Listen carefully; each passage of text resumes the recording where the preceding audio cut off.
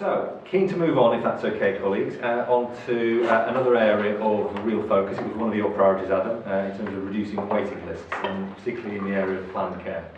So, page number 61, we have a paper that Claudia, you're going to lead on, and we can also bring our chief executive guests into the conversation as well. So, Claudia, over to you. Thank you very much, Chair. And as you described, this is one of our key priorities that we need to manage as a system currently. We've seen, although it's not described in this paper, the reason why we're bringing it, and it comes out through the IPR paper later in the agenda, is that as a system we remain an outlier in relation to both the size of our waiting list, but also the number of long waiting patients that we have within Sussex.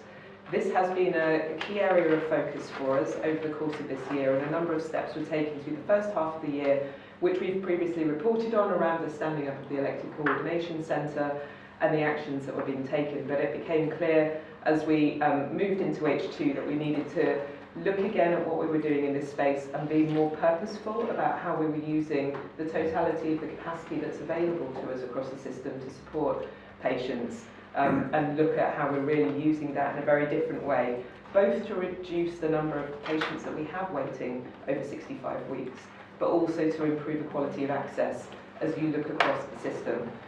So as we moved into H2, we've worked with all of our providers to develop that H2 plan. It has a key area of focus, both around the improvements that need to be made at individual organisations, but also about how we transfer patients and offer them the opportunity for earlier treatment at alternative providers across the system, and not just NHS providers, but also the independent sector. So the plan is here really to give the board the opportunity to look at it in some depth, to really explore the actions that we're taking, and to be able to gain assurance around the strength of that plan, which ultimately should enable us to reduce the number of over 65-week waiters to 0 by March. I'm really grateful that we've got our provider colleagues here with us today, because they're absolutely fundamental in the delivery of this plan, and the way that our providers are working together to really look at how they best support patients right across the system is absolutely key to this. The other bit to draw out as well is just the level of clinical leadership that is now aligned to this programme of work as well, and James is working very closely with all of our CMOs across the system to make sure that we do have that strength of clinical leadership, because that's key to the successful delivery of this programme. I'll hand over now to Andy Heaps, who's going to kick off just with a few thoughts from the providers about their level of involvement in both the design and the delivery of this programme. Great, Andy. Thank you, Chair. Thank you, Claudia, and thanks for inviting us this morning, colleagues. I just want to open on behalf of the three of us by saying we're approaching this united in our efforts to deliver this target by the end of March. We all recognise how important it is for the people of Sussex. It requires coordinated action, clear communication and a shared determination, I think, to overcome some of those operational and clinical challenges.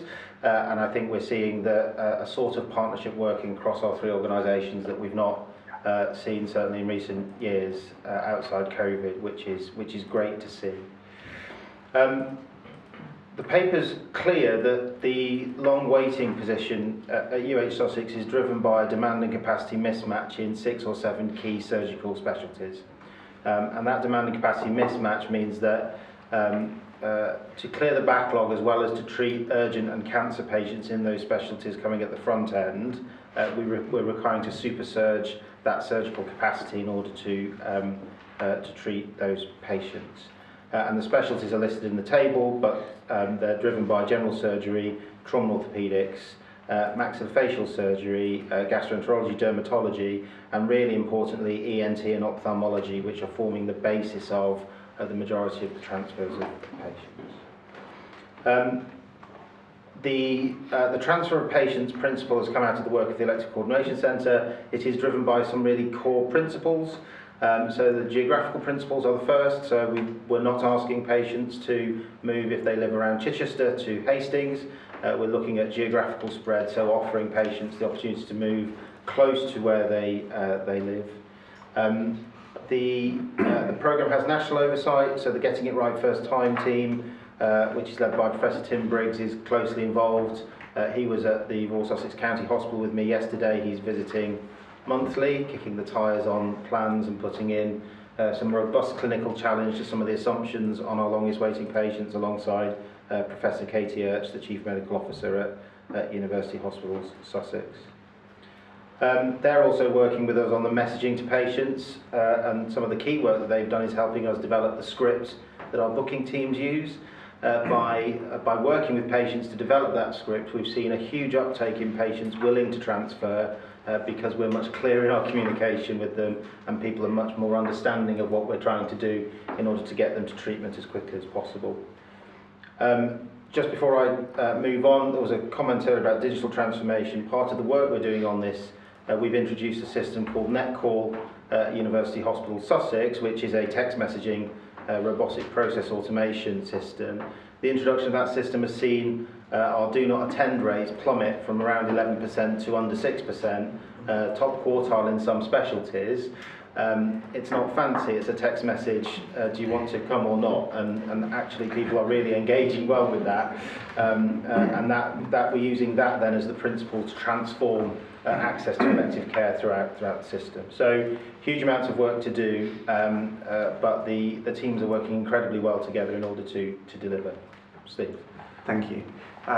So I thought I'd talk about it more from a sort of an experience perspective of how we're working together. As ESH, we're going to receive just over 2,000 additional in the order of 2,000 patients, and James at QVH is going to receive an additional 550 patients. These are across multiple specialties, as Andy has already said. And at the moment, we're in the process, as he's already mentioned, around transferring those patients. I mean, clearly, I suppose there's upsides and there's challenges to this, and I'll cover both. In terms of the challenges, it's not operationally easy for any of us, firstly, to transfer those patients, but secondly, to change our capacity at fairly short notice across multiple specialties in order to deliver this. But through, I think, and we've touched on this already, engagement with our senior clinicians, and James, thank you for some of your leadership with that. I think we've really managed to get people engaged, and what we're seeing is our clinicians recognising that this is for the benefits of patients across Sussex, and this is absolutely the right thing to do. And again, I'll come on to that in a moment. In terms of patient choice, it is challenging. We've had around 400 patients so far who have declined being treated outside of their local geography, if I can call it that. Every one of those patients is being reviewed in line with the access policies, and we're doing everything we can to ensure that there's no unnecessary delays for them. And that might mean actually reordering some of the lists or looking at other groups that we might transfer in order to enable those people to be transferred in their locality. I suppose the final point I wanted to really make was around how this demonstrates the power of partnership and the power of collaboration. As has been said, I think we're working more closely on this than we have worked on in some other areas before.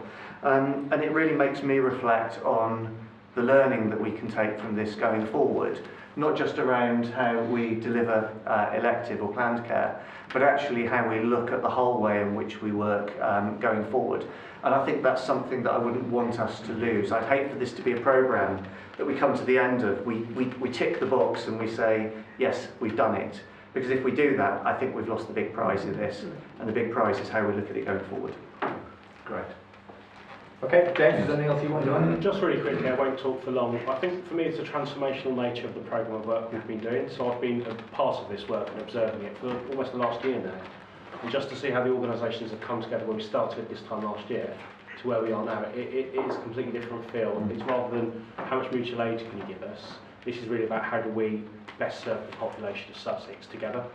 And the clinical leadership that's coming through and the ownership, especially from the operational leadership teams, with Claudia and other colleagues, I think is palpable. And I've really seen a change in the way that we approach this from a Sussex perspective rather than individual organisations, which has been really, really good to watch. Great. Okay. Just before we go to questions, could I maybe just ask three guests one very simple question that requires a one-word answer? Now we'll start with you, Andy. What is your level of confidence of delivering this plan? High. One word. High. Steve or mine? High? Yeah. James? It'd have to be the same as colleagues. It doesn't have to be. It's a joint plan. It's a joint plan. Okay, that's important in terms of a level of, so I'm sensing a level of commitment and a level of ambition to actually deliver this plan, which I think is really tangible, and we can get that not just from the paper, but from by your presence here today, so thank you for that. James, I think you wanted to come in with a point. Yeah, I just wanted to add, from the clinical leadership perspective, we've heard about how difficult this programme is to deliver operationally, and there's a whole process piece that's been enacted and delivered by the chief officers within the organisations, overseen by the CEOs. But actually the importance of clinical leadership in this is really, really important. Not only does it enable that fast transfer, but also ensure safety for the patients that we are serving. We've got oversight of the clinical governance, we have review of the policies, but I think more importantly, coming to that piece that Andy was talking about, we've got a lot of GIRFT oversight and support, and that's going to lead to the transformational work that's required to ensure that we've got our pathways working effectively for the future, and that needs clinical input, and I think that's where we're starting to see some of the real buy-in. Okay, great. Okay, so that's really the case in terms of the robust plan that's been put forward for the board. Can I ask if there are any specific questions? Christina, why don't we come to you first? Thank you very much, Chair, and thank you. It's really good to hear from you three in the room, because some of my questions are sort of, partially answered, so I'm still asking. And that was to do with the level of resistance. So any concerns with that, and then maybe what is being done then to enable the continuity of care, but also to help build confidence for the patients to be able to make those decisions to move. So I think that is my first question. Okay. Yep, so I have to start, then I'll bring colleagues in. So it starts with that initial point of contact. And as Andy described, having a really strong narrative and really clear narrative with patients around the benefits of them transferring, being able to access earlier treatment and understanding what level of support they may or may not need in order to access that treatment. So I think it is all about, first of all, that initial point of contact, and then any of the follow-up conversations that need to be had to provide the right level of support for those patients. I think we have seen we've seen variability. I think through the first half of the year with the work with the Elective Coordination Centre, we saw a very high level of uptake. We've seen probably slightly lower level of uptake in terms of the transfers through the second half of the year, but more work going on to really understand how we support as many patients as possible to be able to access the offer of early treatment. But is there anything, Andy, that you want to add? So there's another piece of work on looking at the patients who are being offered transfer. So people who are listed for simpler, less complex procedures are higher on the list. If you have a more complicated background or a complex medical history, if you're transferred to another provider, you may feel less confident, and indeed the other provider may feel that they've not got the background on the patient to safely deliver care. So we're becoming quite strategic in the groups of patients we're approaching to try and ensure that uptake is as high as possible and as smooth as possible for patients. Okay, thank you. Can I come back to your second question in a moment? Yeah. Only because there's lots of other colleagues who want to come in. Yeah. Sue. Thanks, Chair. Can I just ask about engagement with the community trust? And I know Siobhan's not here today, but as acute trusts and elective care, there's invariably those patients are going to be going out into the community. And I just wonder the level of engagement and support from district nursing, allied health professionals, etc., and the community trust in this work as well. So that's somewhat easier for Steve and Esh because it's an integrated trust, but I guess that really points to you, Andy, in terms of University Hospital Sussex and Sussex Community Trust. Yeah, so SCFT and NHS Sussex, I think, are working better together than they have for a long time. So Kate Pilcher and I are speaking regularly. There's one of those big groups of patients is the Trauma and Orthopaedic Group, and the MSK Pathway Transformation. The work we've been doing on getting that ship shape, I think, is also helping in terms of physio support, etc., out in the community. As I say, this cohort of patients is actually post-operative care tends to be quite simple. Patients who've been waiting for the longest amount of time have been classified as being of lower clinical priority, which is why they have waited over time as more urgent cases have come in. So although they've been waiting a long time, and that's a terrible experience for them, post-op recovery, etc., it tends to be less complicated. But so the SCFT aren't part of the strategic part of the programme, but they work with us incredibly closely to support discharge and patients getting out of hospital as quickly as possible. Yeah, I was just thinking mainly around things like orthopaedics, trauma, you know, that a lot of those patients are quite elderly. That's right. And may need intermediate care services, etc. So there's got to be the capacity to manage that when they come out of hospital. And none of these longer waiters tend to be in that category, so that the more urgent sort of trauma and ambulatory trauma pathways are still being treated in quite quick time periods. Yeah, more timely fashion. Okay. I've got another question, but I know that other people have got. Rahul, can I come back to you? Thank you, Chair. Just going back to the table of specialities and recognising that we are using the independent sector capacity across a number of specialities quite significantly. And in your interactions and collaboration, how does the independent sector factor into the long-term model of care? And do you see particular specialities being utilised more or less in the future? Okay, so this is really a commissioning decision, so I think it's probably a Claudia to answer this one. Yeah, so we work very closely with the independent sector and have done for some time. They join weekly calls with the same calls that the providers will join on a weekly basis, where we look at the system capacity and the flowing of activity around the various different providers that we have. So they're an integral part of this programme of work, and we've got long-standing relationships with them. The activity that tends to flow over to the independent sector tends to be more around ophthalmology, but T&O as well, so some of the orthopaedics work goes across the independent sector. But we do look to the independent sector for areas where we have particular constraints within our NHS providers as well, and work closely with them to look at what more we can do to develop capacity where we may have a shortfall. I think over the long term, the reality is that for a period of time, given the size of the waiting list that we have in Sussex, the independent sector will continue to be a core part of how we get patients treated as quickly as possible and reduce those waiting lists. There is longer term work that we need to do that fits into all of the work that we're looking at around the kind of wider system transformation that needs to look at what the demand and capacity modelling is over the long term. So once we get back down to the delivery of constitutional standards, what does that longer term capacity need to look like, and how does the independent sector feature in that or not? So there's a number of different strands of work. There's the here and now, they're an integral part of the delivery of this plan, but we also need to consider the scope of that capacity over the longer term. Okay, can I just bring Adam in at this point? Just what Claudia said, so the key part, just to be really clear, that that's our responsibility, is to therefore commission an equal level of weighting across the system. So when we met with the team, we were very clear that we wanted them to move, because we didn't, as a board, feel that we could have differential waiting times across the system. Regardless of relative start point, that was our kind of position. And 2 years on from being an ICB, we aren't 7 CCGs. It's just an important thing to state. We have a responsibility for the 1.7 million people in a way that is more pluralistic than perhaps the commission ratings were before. But the other key part, I think, which is also really important in this overall context, is there is a model that we need to get to, which is what is the actual size of the waiting list that we can have the right kind of capacity for.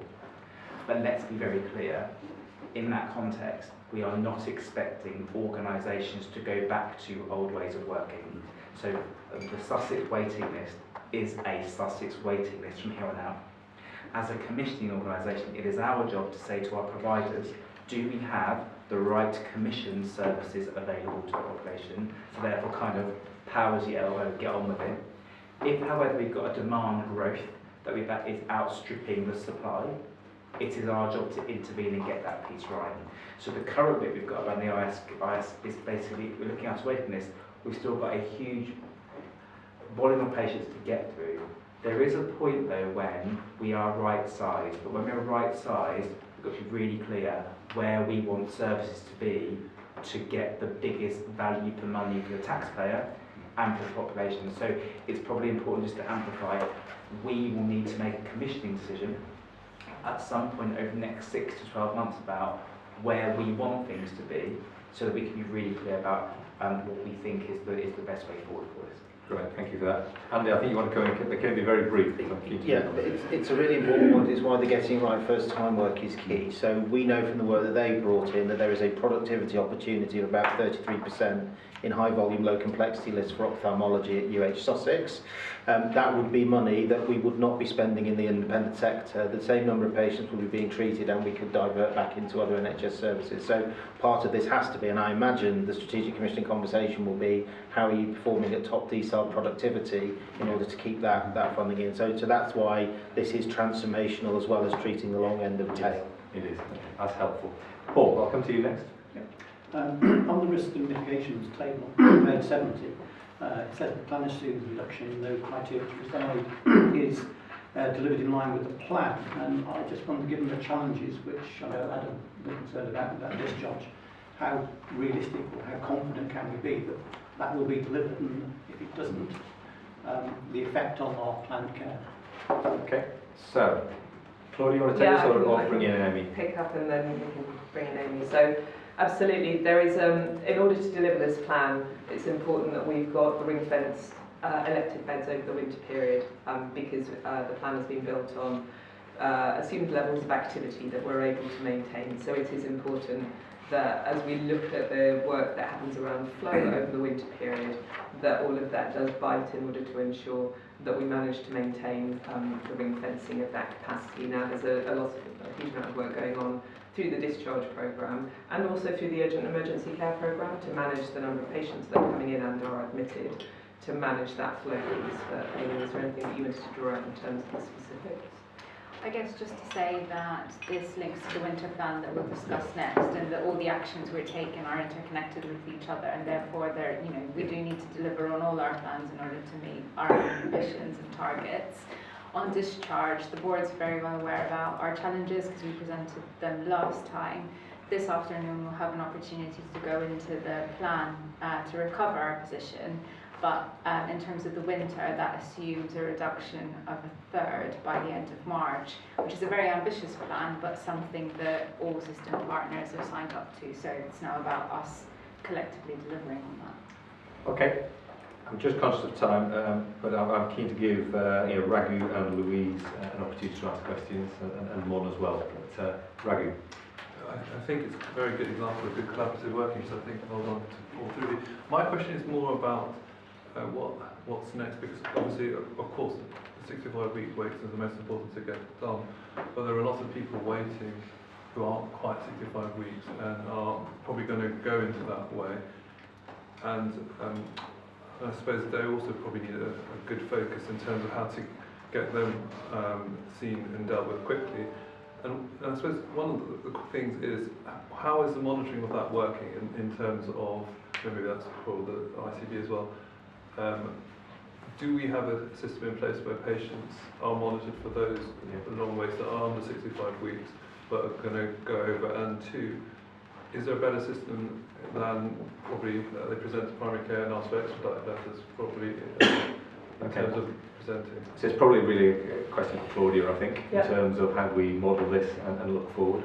Absolutely. So when we look at the waiting list, so at the moment when we look at the over 65s, we look at what we call the risk cohort, which is not just those who have already breached, but we're constantly looking at those who are at risk of breaching, so that we're not waiting until that point. We're constantly looking further back down the list at who we need to treat to avoid them getting to that point. You're absolutely right. Even when we get to March, getting us down to 0 with 65 weeks, we've still got then a challenge around 52 weeks, and that's going to be, as Adam described, we've got an ongoing challenge until we get back to the delivery of the constitutional standard piece, which is why they're being clear on the demand and the capacity modelling and what capacity we need in order to tackle that is absolutely key. But we constantly look at those waiting lists. There's ongoing clinical validation of the waiting lists to make sure that we're constantly kept abreast of those who are the highest clinical priority, and if we need to accelerate their treatment, we can. Okay, so that feels helpful. Okay, I'm just conscious of time, but Louise? Thanks, Chair. And it's great to hear the commitment from James, Andy and Steve, so thank you for that. And Steve, you said it's not easy to transfer patients. I think the public might be might find that unusual because they think the NHS is one is one organisation. What are the main barriers? What are the main difficulties in transferring? And given that one list is going to probably be business as usual in the future, how are you embedding processes to get over those barriers? So what I meant when I said that is that putting in place the processes which take a large cohort of people that are expecting treatment in one place, to reach out to every one of them, to have the appropriate discussion with them, to agree the move of them, to then transfer them from one organisation to another organisation, and to blend them into the wait lists, if you like, in that organisation so that they're treated at the right time is somewhat challenging. I think the opportunity that really presents itself, and we've touched on it already, is, and Adam's mentioned it, is having one wait list across the county.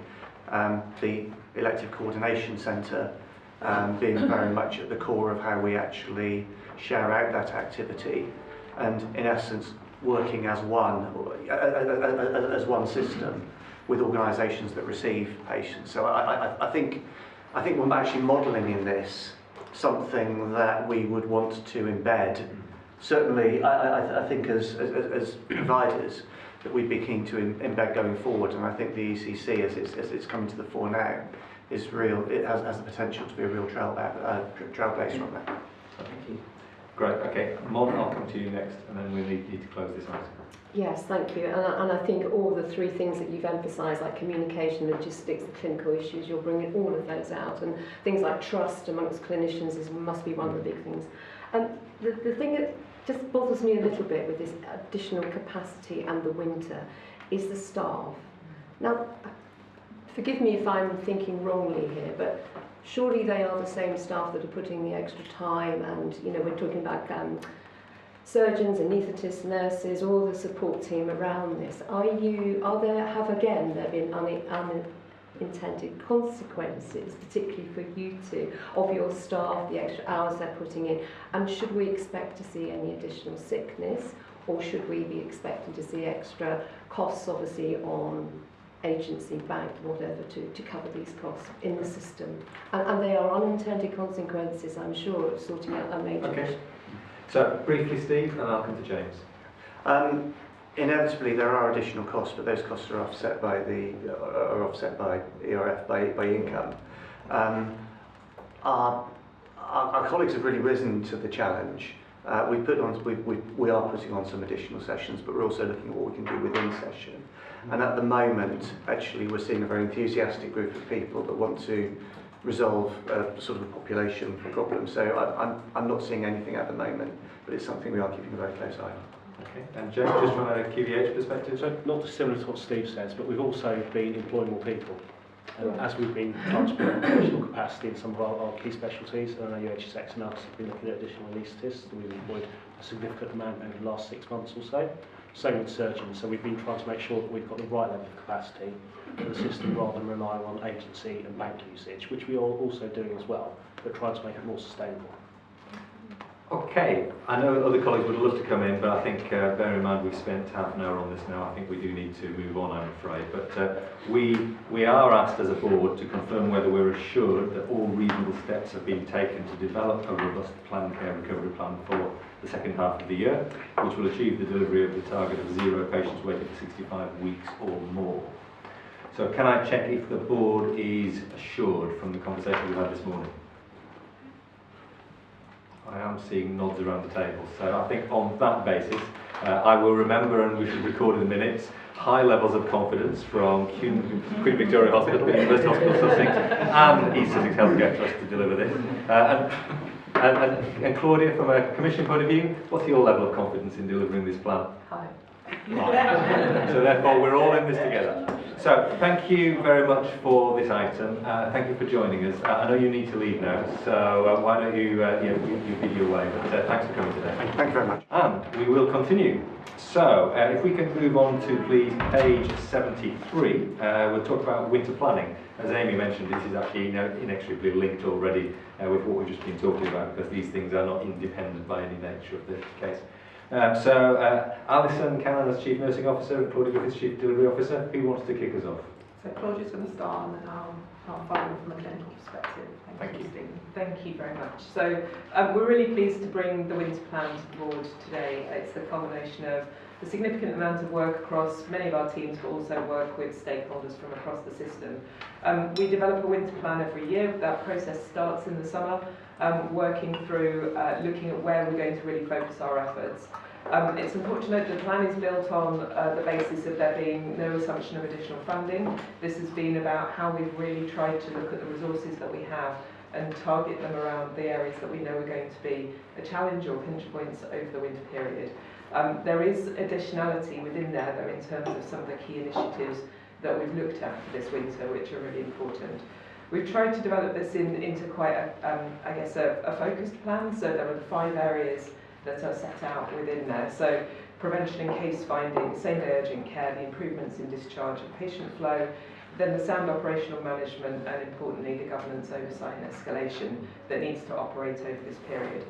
From a prevention and case finding perspective, there's a key focus within there on vaccination, unsurprisingly, and how we keep our population healthy over the winter, but the case finding element is something that we've talked about as being a key focus moving as we look at the development of the integrated community teams. But this is really important in terms of identifying the most vulnerable or the most at risk within our population and looking at how we can wrap more proactive care around them in the winter period. Now, this is something that we will run over the winter period, gather evidence, but it will be something that will run in perpetuity as we move forward and be a key focus for the integrated community teams. When we look from a same-day urgent care perspective, there are a couple of key areas of focus. Really important to note the standing up of the unscheduled care hubs, which have been done with some pace in conjunction with CCAM. We have 2 hubs now live from the start of November, one in Broadgate and one in Farmer.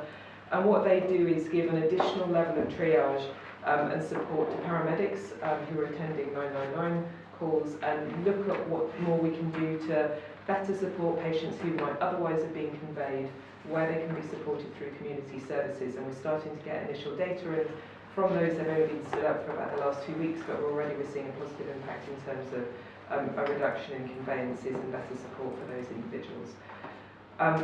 We've got a really comprehensive programme of work around discharge, and as Amy noted, we've got a more in-depth conversation around that later on as well.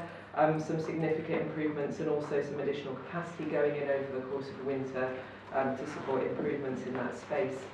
From a sound operational management piece, this is really about the day-to-day management and how we stay, the risks are visible to us, and we've noted the key metrics that we'll focus on over the course of the winter, which are really important because those are key quality clinical risk metrics for us as well, and those are now monitored daily, and we have a clear escalation process where we can see challenges in each of those, and that then links into that governance and escalation piece and operating within the national OPAL frameworks and making sure that there's a real clear process right the way across the system so that when peaks do occur, we can respond to them. The plan has been built with a clear focus around clinical quality, and Alison, I'll hand over to you just to give a bit of a sense of what that means. Thank you.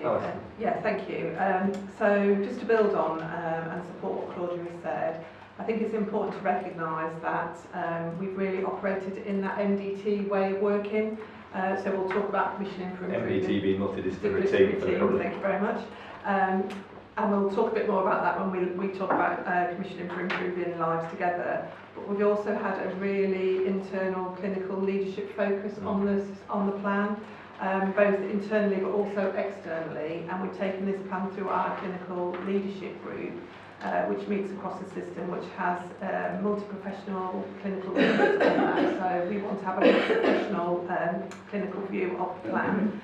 I think it's also really important that we know through winter that we need to maintain an enhanced focus around clinical risk.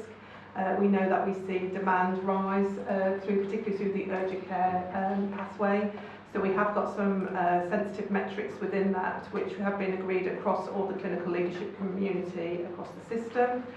The other bit that I would also just like to pull out of the plan is the importance of communicating with our local people about how they can stay well over winter, but also how they can make the appropriate choices of services to meet their needs, and the plan also sort of describes that. I think as we go forward, we will obviously be working really closely to ensure that we have got the good visibility of any increasing risks that we see, but also in terms of feedback that we hear from our population who use our services throughout winter as well. So that I'll probably stop there. I'm really happy to take any questions. Great, thank you for that. So obviously the board has discussed this in the early stages, so this is not completely new to us. So I think on that sense we've only got a relatively short time to discuss this. But Louise, why don't I kick off with you and then come to Christina? Thank you, Chair. So last year there was an urgent community response stood up, wasn't there, for things like falls? Yes. What did we learn from that we've applied this year? So the urgent community response service is really has really become an embedded and fundamental part of our community service on an ongoing basis. It links in not just in terms of the falls response, but also into things like virtual wards as well. And I think what we learned from that is really the ability to manage a certain level of complexity out within the community, and actually those teams are highly skilled and are building an increasing level of confidence around the types of cases that they can manage. So those teams now link both in with the acute hospitals as well to support discharge. So I think the learning from the urgent community response piece was really the type of activity that they can handle. One of the key things last year that service supported was taking Category 3 and Category 4 patients off the CCAM stack. So they were given access to review those, and they could look through those and determine which of the cases they could really actively support. And that was the first stage, really, I guess, in the development of the concept around the unscheduled care hubs, which is how much of the activity that would typically flow to the ambulance service could be delivered by an alternative service. So that urgent community response work last winter was a really fundamental part in us understanding actually there's quite a lot of that activity that could be handled elsewhere and by those community teams. Good, okay, that sounds like really good learning actually, so thank you for that. Christina. Thank you, Chair. Thank you, Claudia. I know we've talked about COVID, but my question is around the 58% target for the eligible population. What modelling of data informed that 58%, and how does that align with peers and national benchmarks? In terms of the vaccination, the COVID vaccination piece, Amy's probably best place to talk about where the 58%. So Faustina, those targets are nationally set. So NHS England review the previous year's trends and also, I guess, take considerations about what the right level of uptake for the population would be to prevent illness, and they set that target to us at the start of the campaign. So that's where that comes from. Okay, great. Adam, do you want to add to that? So I think just to build on this, so the plan I think is robust. It's been signed up with all partners. The other additional step we've therefore taken is preparation for the Christmas and New Year period. So there's the other part, just to clarify, which is still being agreed and will be agreed I think tomorrow evening when it will with the Chief Executive of the NHS, and then we'll also work with other government partners on this. So if you look at historical trends, everyone's working incredibly hard, and if you look at all of the data points, bar discharge, actually the Sussex health system bears up particularly well against most of the UBC metrics, and by that we mean the numbers of people waiting for an ambulance, numbers of people in the emergency departments, numbers of people admitted to hospital, so it's holding up well against statistical neighbours. That is in a context of a national, quite a significant drop from the 95% A&E performance target, but we're there. We still have got our challenges regarding discharge, to get that piece right. So what we're aiming to do from the 12th of December, we are aiming as a system to be quite purposeful on how we reduce bed occupancy in all of our hospitals and community settings from then to Christmas Eve, with a view that looking at historical trends, you would expect in that period, therefore, there to be an increase in admissions between Christmas and the New Year period, because we see that every year. So you want to plan for that in good order. Then we would aim to then again, post-Christmas, then do this, well, the New Year period, sorry, then do the same thing again, to just make sure that we are planning well in advance. Now we're working really closely across our partners at what that looks like, because we do things like system events that kind of get people discharged. This is about rapid decision making, about putting people in the best care setting for them over that period to give us that headroom going forward. So I think that's the other part. I think this plan, because this has been decided post the plan's creation, I think it was important that also be advertised to the board. That is our plan to therefore manage kind of, I know it sounds a bit ridiculous, but the 12 days before Christmas and the 12 days after New Year. There's a song in that, isn't there? But there's something about trying to be really clear about how we do that across all of our partners. And I've been really, really struck by everybody's been quite keen to do this. Yeah. Because I think we all just know that actually it would be great, would it not, for us to be going away for the Christmas break thinking we've got a good position going into that period for how we can therefore respond to those challenges that we will inevitably see with the system. Okay, and maybe just bringing Angela in as a partner member for the NHS Trust. Yeah, how's that being received among the trusts in terms of that proactive approach? I think there's really good active engagement in the planning. I think the planning is as good as it's ever been. The nature of this is that it needs to continually evolve, and the thing I'm particularly happy about is and I think all providers are happy about, is the continued focus and opportunity to evolve through the coming weeks and months to have, with purpose, specific forums to identify risk as they evolve and therefore be able to respond both individually and as a collective. So I think the providers are content, but nonetheless acknowledging that we're facing a challenge and that we need to work together to try and maintain safety throughout. Yeah, but it's another good example of working together, I think is what you're saying. So, good. Okay, Raghu, I think you had a question. Yeah, so thank you. I think the winter plans are very good, and every year it seems to get better and better. My comment would just be about it's good to see that there's proactive and reactive elements in terms of the winter plan. More around the phasing of some of these things. So I suppose it's almost a comment whether the winter plan needs to be split in two, because we have a proactive bit that comes in a little bit earlier in the year, so maybe released in the sort of summer, so the providers can get on to do the proactive stuff. And then the reactive bit, which is going to look at the demand capacity for the winter, so that you can get all the new ideas and thoughts processed, and when you've got a bit more capacity to do them, rather than sort of starting at the proactive bit as well as the reactive bit in the December period. Okay. What do you want to? Yeah, so I think as I described, the overall ambition around the proactive care piece is absolutely that it's not even just a kind of feature of the winter plan, but actually it is something which is much more threaded through our work on an ongoing basis, and there's a lot of focus through the development of the integrated community teams around that proactive care model. It's one of the kind of 5 different care models that we describe as part of the development of that overall ICT model going forward. So absolutely key, but I think it's a fair point around taking stock early enough in the summer to be really clear about which are the things that need to start actually we need to pull forward even further. And just with that in mind, actually, just a question from myself, actually, in terms of thinking of that proactive case finding. Yeah. How many patients have we actually identified to date this winter?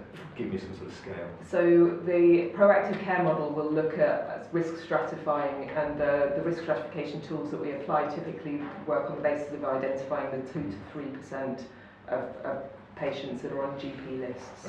Right. It's that kind of scale. So in terms of translating that through into a number, I'm going to do that off the top of my head, but it's that order of magnitude. It's a focus on the. And have they been identified already, or is this to be identified? So this is, some of the practices will already run these risk stratification tools, so we'll have already identified them. What we're trying to do through this process is do that in a more consistent way. So some of it's, I guess, a sum and sum. There will already have been a level of risk stratification undertaken by the practices. It's about getting it consistent across the whole of Sussex and as having a more consistent approach to it. So that still feels like it's work in progress as opposed to completed, but yes. that is still ongoing though, yeah? Yeah. Okay, thank you for that. Rahul. Thank you, Chair. A question on operational pressures. Obviously we have the Opal framework for our NHS colleagues, but in partnership working, where we are leveraging the independent sector, the voluntary sector, how do we align to the pressures that they may be facing? Is there a direct synchronisation of pressures, or is that something that needs to be thought out? So at the place level across Sussex, there are conversations that happen on an ongoing basis where all of those partners are brought round the table, where there's an opportunity to discuss the relative pressures across different bits of, across different elements of the sector that need to support this. So I think it's an ongoing conversation right the way through the winter, and it happens outside of winter as well. So there are regular face-to-face conversations that draw all of those partners in. Great, okay. I'm quite keen to give one of our clinicians the final say, but James, I think you wanted to come in earlier as well. Is there any final comment you want to make before we close this item? So, I mean, internally, with the multidisciplinary approach, what we've done is we've strengthened our on-call to make sure that we've got a clinician available 7 days a week to respond to any pressures that may be happening across the system. Great, okay. It's a good example of this is what's happening by a clinically led system. So, and actually make sure there's clinical decision makers in place. So, but Adam? Sorry, I think to come back on that Claudia and the team has done a great job on. So I think what's really important, we recognise when we did our first cut of a winter plan, we had a deficit in that plan about case finding the community. So it's agreed that will go live on the 1st of December. Oh, sorry, that's fine. So Catherine Saunders is leading that on our collective behalf. So Claudia's supporting her with Amy about how we therefore do that. And what that will therefore do is do two things. It will identify our patients, but also it will also be clear about what do we need to put in place for them going forward. So there's things like a falls assessment, also things like how are they on winter fuels. There'll be a whole set of things we need to therefore look at how we get that piece right. But I think to Claudia's credit, what she managed to pull together, I think in a short order, is a really compelling plan. To Ragney's point though, this now becomes how we do business around here. So we shouldn't be just doing it for the winter, we should just know who are our most vulnerable communities and do we have something in place for them or not going forward. And it might be useful that we, as part of our planning process, come back with what our overall approach to frailty will look like to get that piece right, because it's one part of the overall programme of change we need to put in place. Right. Okay, thank you for that. So, colleagues, I know others may want to come in, but I think we do need to move on. So, we are formally asked to approve the winter plan. Bear in mind that we have had earlier input into this. Can I just ask if the board is content to do that? I'm seeing nods around the table. So, Kerry, we can just note in the minutes, please, that the board has approved the winter plan. Thank you for the explanations. I think it's very helpful, and it feels different from last year. And that felt different from the year before. So this does feel like a continuing improvement journey. So well done, and thank you to the teams for the work that's been done. So let's move on to the next item, which is a report from our People and Digital Committee, page 144. Rahul, JP, you're the chair of that particular committee. You can assume the board has read your report, but any particular key actions you want the board to take? So I'd like to just raise that obviously the PDC had its first meeting earlier this month, but before we had that meeting we did commission a piece of work to do an internal review, a survey of our organisation, the whole staff as well as our leadership team, and we've triangulated that information with the external view of our partners, and the report provides quite a lot of consistency in terms of strengths, but weaknesses and opportunities to improve. And we look forward to the culture group forming a working group across the key domains to push this forward, and the PDC will be reviewing this throughout the year. Great. I've got to say, in my entire career, I've never seen a piece of work where you've actually brought in the external view, the leadership view, and the internal staff view into one document with a related set of questions. And so I think actually the principle of that is good. So I absolutely congratulate the committee for commissioning the work. It's obviously what we do with it that matters. And so how is the committee going to monitor that on an ongoing basis, Rahul? So for our January meeting, once the culture group have had all of this formal conversations with the staff groups and key individuals have been appointed to the programme, we will see that update in January, and from there we'll decide what frequency of interaction we'll have as it progresses. Correct. Okay, thank you for that. So colleagues, I'm assuming we'll take the rest of the report as read, but are there any specific questions on an assurance basis for Rahul and the People and Digital Committee? Fastina. Yes, thank you, Rahul. This question might sort of come to you, but it's also in a way linked to the IPR, is to do with the large proportion of sickness among staff related to mental health. And the IPR also indicates where across the system that makes up 20 5%, and in NHS Sussex about 36%, especially among the supporting clinical and then nursing and midwifery. So my question, I guess, to the committee is, what assurances are we taking to ensure that there's a healthy sort of work-life balance for staff, particularly in those areas where that mental health sickness is high? Okay. So what assurance did you seek in the committee, Rahul? Well, we had a good conversation about the key challenges around sickness and absence, and obviously it has improved from the previous period, but obviously mental health and musculoskeletal challenges are the key challenges for the organisation, and there are programs in place to support individuals that are finding it challenging to work, and we felt confident that those programs are effective and obviously have led, certainly at this point in time, to a reduction in sickness and absence, even though mental health is still pretty high. Okay. And that's also related to the comments that Adam and Mark made earlier in terms of the change programme and actually the follow-up support that's available, I think, on that one. Were you going to say something else, Christina? Or? No, that's fine. I think it was more about those particular, just in terms of the mental health for the staff within those particular groups.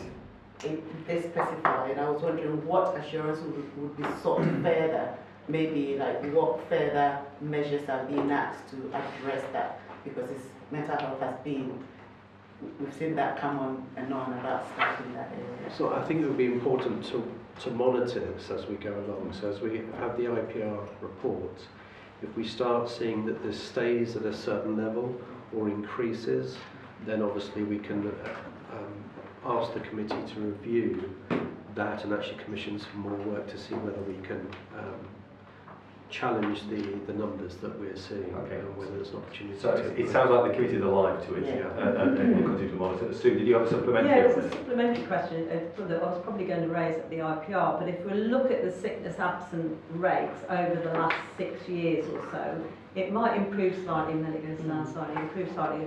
And so we can look back to the previous period, but if we do a look back over the last few years, have we made any significant improvement? And probably not. We've been up and down, up and down. And I'm just wondering then, if we look back, are the reasons for sickness different, or is it the same? Are we if we've got more staff with mental health issues or MSK issues now than we had 6 years ago, and do we need to flex accordingly? I don't know the answer to that. I'm just...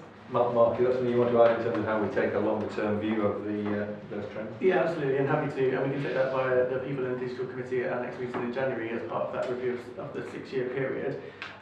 You're right, so there's seasonal trends, of course, so in the winter we see the viral load increase and therefore more short-term absences in that particular aspect.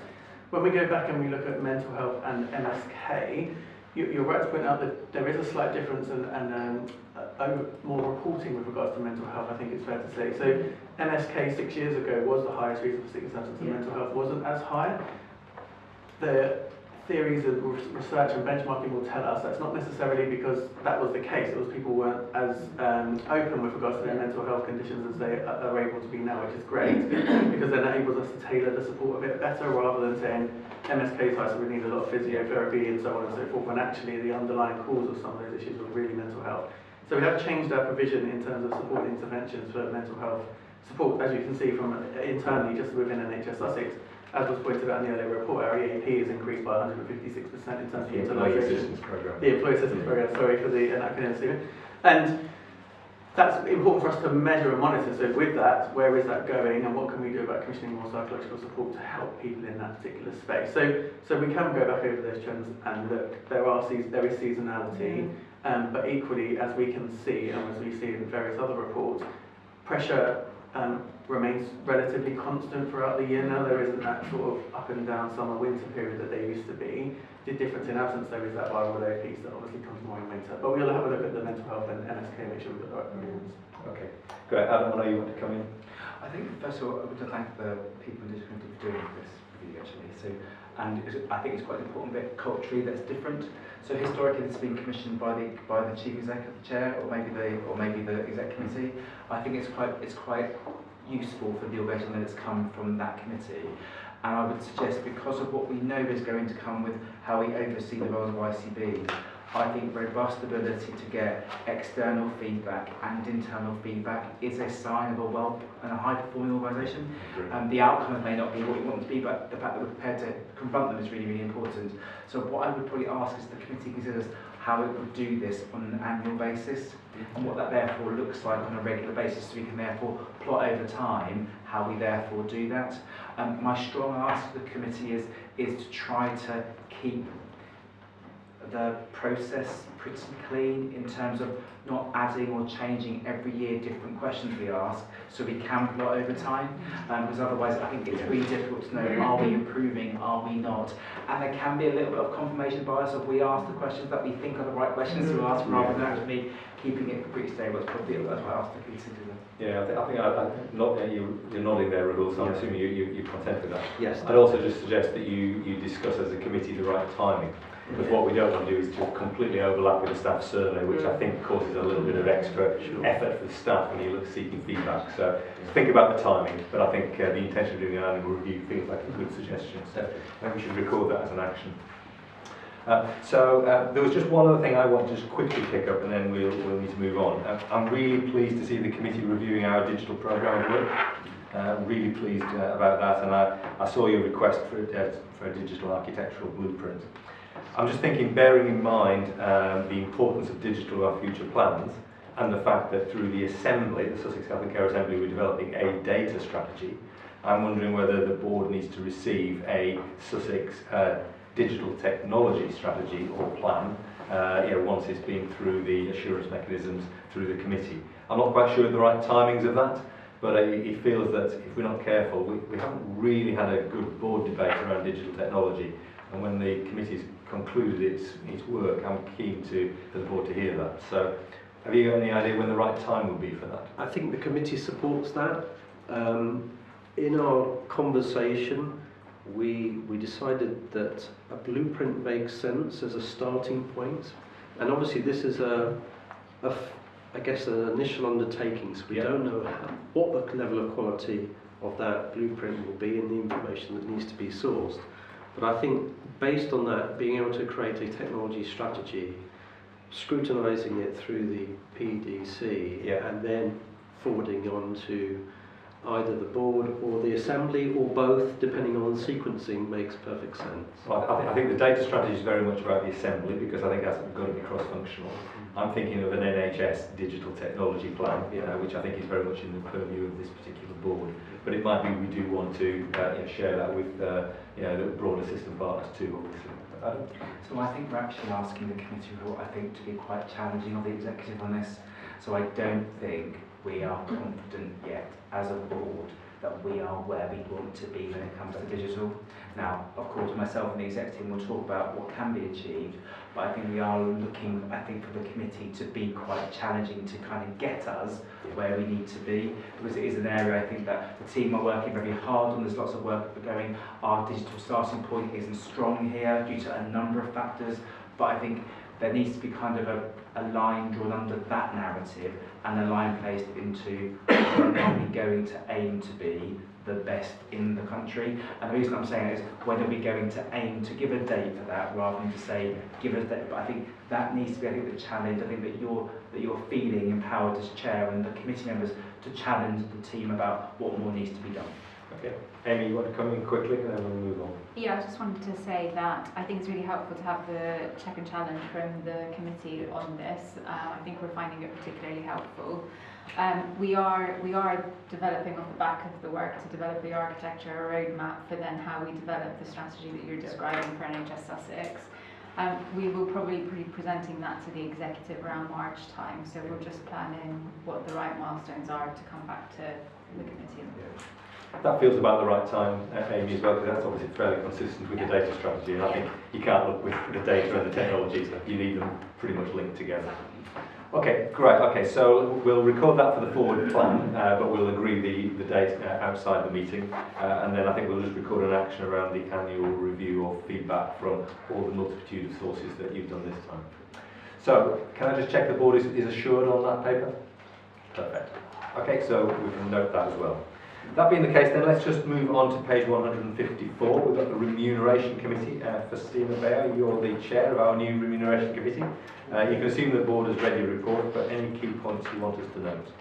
Thank you, Chair. So just to say that the committee met to approve sort of 2 pay awards for sort of consolidated pay uplift for the staff working on Agenda for Change, and also the 5% award for our very senior managers, which was approved by the committee.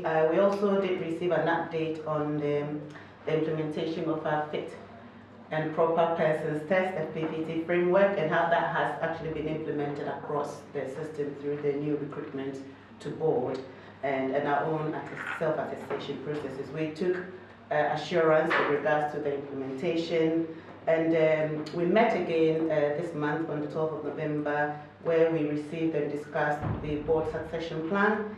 It was a comprehensive plan outlining a robust, structured approach to ensure continued leadership for planned and unplanned board and executive transitions across NHS Sussex. So again, the committee was fully assured on the robustness of the plan, and we will be receiving it on an annual basis to make sure that it's sort of in keeping. We also reviewed, endorsed and approved 2 remuneration proposals for very senior managers' salaries, with 1 requiring further approval from NHS England. So I'll take the paper as read and say that based on the discussions we had at both meetings, the board can be assured that the committee discharged its responsibilities within our terms of reference. Okay, thank you, Festina. Colleagues, any comments, questions? No? I think it's very straightforward, and certainly being on the receiving end, actually taking the committee to present. Thank you for your diligence and your scrutiny. So it was definitely a very good discussion. So thank you for your support too. Okay, on that basis then, let's just we've asked to note the report and take assurance from the discussions held by that particular committee. So let's do that. Let's just move on to page 158, and we've got the Executive Committee report. And then I'm thinking we might just take a short break after this particular report. Sure, thank you, Stephen. So since we last met, we've had 3 committees, the 9th of October, 5th of November and 8th of November.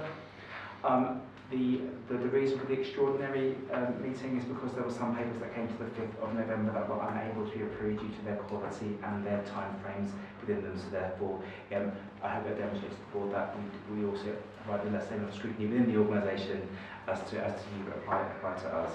A vast majority of the things that we have that I'm highlighting to you in terms of risk have already been covered through the board or as a part of this, if that makes sense. But of course we talked about the areas that are within my particular concerns, so let's just cover them off again for audit. So the biggest system issue we're currently dealing with today is discharge. We've discussed it last time, we are discussing it again across the system. The next big issue we're dealing with are the long waits that sit across the regular service. You heard today the plans we're therefore taking forward to get that piece right. And the other key part, I think, which is important, we are working very closely to just make sure that all of our UEC, our urgent and emergency care pathways, are in the right shape, particularly looking at numbers of people waiting for crisis mental health services across the system. The other area that, of course, is important to cover, we are still managing a very challenging financial position and are working really closely to get that done. And the last bit is I've asked for a recovery plan to come out to next week's ExCo based on our complaints compliance going forward, both in the context of the delegated complaints that are done on our behalf through the ICB, but also our own ability to respond to it. I'll also be discussing with provider chief executives about complaints that take far too long in their organisations, particularly when they come via the ICB. And we'll be taking that forward. They're the main areas to highlight to you about how we're taking that forward. So players here to note the risks and also to ask any questions about the content of our discussion. So over to you, Steve. Great, thank you, Adam. Any specific questions anyone wants to raise? Louise? Thanks, Adam. So I did have a question about complaints. I'm just trying to understand the reasons why the complaints response has been slower and some of the mitigations being put in place. Yeah, sure. So, this is a disappointing position for us to be in, and I've put into the organisation historically a complaints panel chaired by the Chief Officer team. I'm looking at why that has therefore not managed to therefore deliver this in the way it's supposed to, and within the organisation where things got to. Reasons for it thus far, but I still haven't got a full sort of state position, is one has been the change programme internally, so staff being able to respond to things collectively. Two has been complaints that we accept, but we therefore then need to get information from our providers. That then seems to take longer than has been historically an issue. That is a particular challenge within two of our providers, and we therefore work closely with them about their returns. Many people have asked me, well, maybe we should change the policy and change the time frame, and I've been quite clear that is not the answer, but that's not the answer to this problem. But we might need to work out where there are complicated complaints that are across multi-agencies about are we over-promising and the ability to respond to something in the timeliness that people would want us to. So therefore, they're the main drivers behind it. The other bit that drives the numbers also, we are looking at the numbers of complaints that are done on our collective behalf for pharmacy, optometry, dentistry from the ICB, and there is a significant backlog of those as well. We put additional resources into all of those areas, and I'll be going through the recovery plan on Monday as part of our exec committee. Tuesday as part of our exec committee. The only other part I would say on that is until that point I can't give assurance to the board about how quickly we'll get that back on track, but the exec team are very clear with the expectations to do it and at pace and get it right. The other key part is we've been here before, and therefore it just concerns me, do we have another systemic issue about how we therefore respond to complaints in the right way, and I'm working closely with the team to get that piece right. Okay. Rahul, did you want to come in with another question? Yes, thank you. Actually, it's on the same topic of complaints, but the learning from complaints. Obviously, as we go through and try and optimise our response to complex cases, how are we factoring the learning from complaints as we undertake a service review across services? Yes, so historically we always look at the themes of our complaints.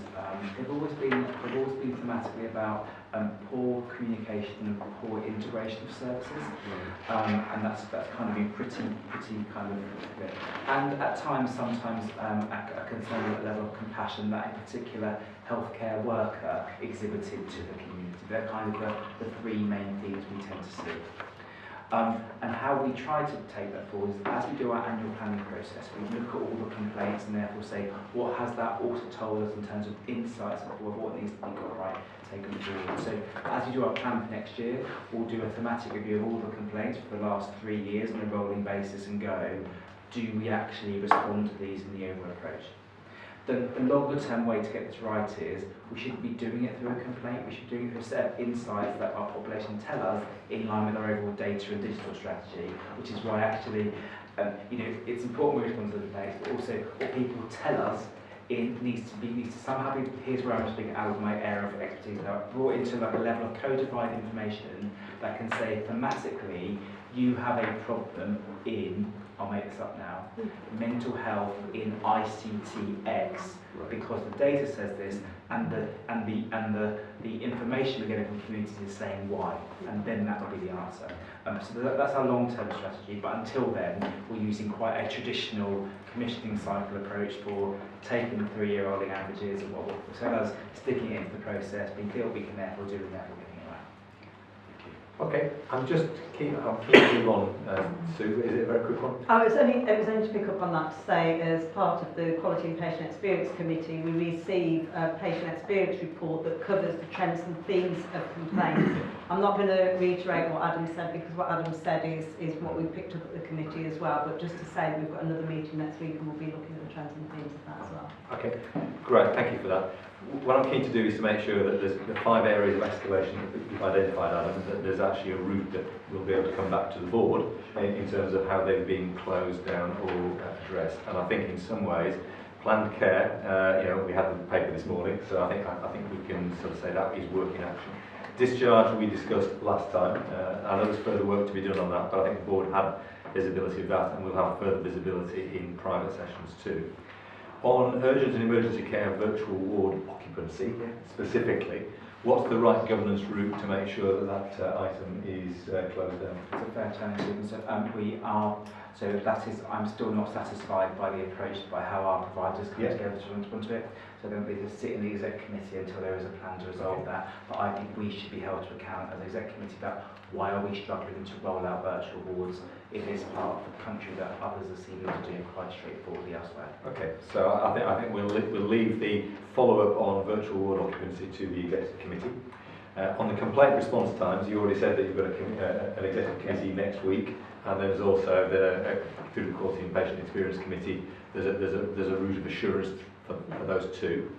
And then in terms of the financial position, then obviously we haven't had a finance outcomes committee report at this meeting, but we will at the next meeting.